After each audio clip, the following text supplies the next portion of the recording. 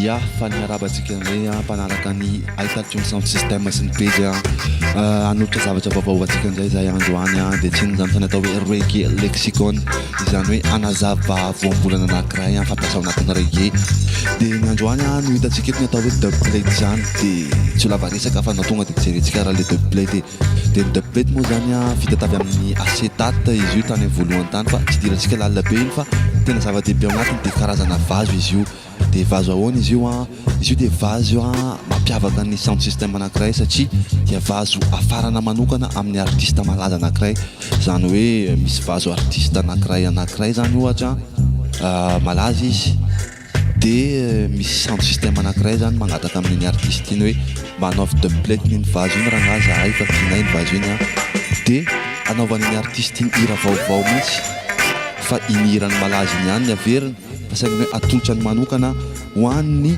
lay sound system nanafatra n'iny dubplate iny dia tsy tonga dia ho lava resaka zany tsika fa tonga dia hiditra avy hatrany ao anatin'ny ohatra ianao an'inga Lone Ranger tsy iza fa foundation anaty reggae music Lone Ranger miaraka amin'ilay hoe Big Match selecta dubplate original aloha ny anotsika voalohany ty le original le vazona palaza zany dia avy eo enontsika le dubplate selecta run the tune.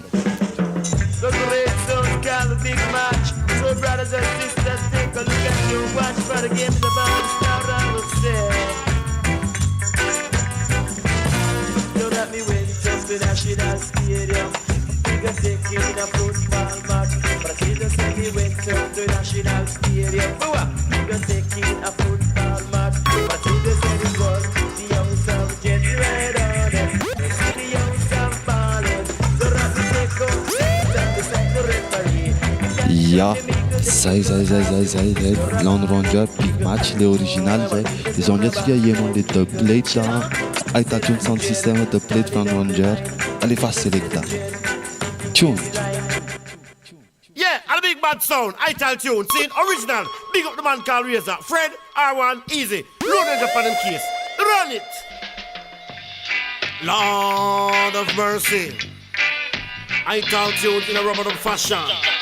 Along with the man called Louis to the control stand. I never know stand. But I know your evil plan, you little one dub sound boy. But I said I know your evil plan, you little one dub sound boy. Yeah. Him say, hey, iTunes, I beg you join the office. Yeah. I work on the seafront.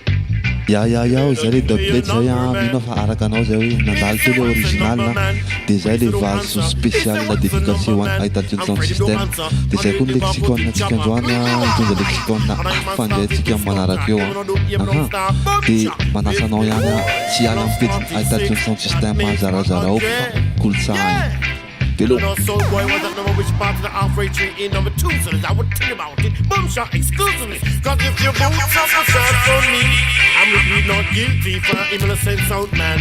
And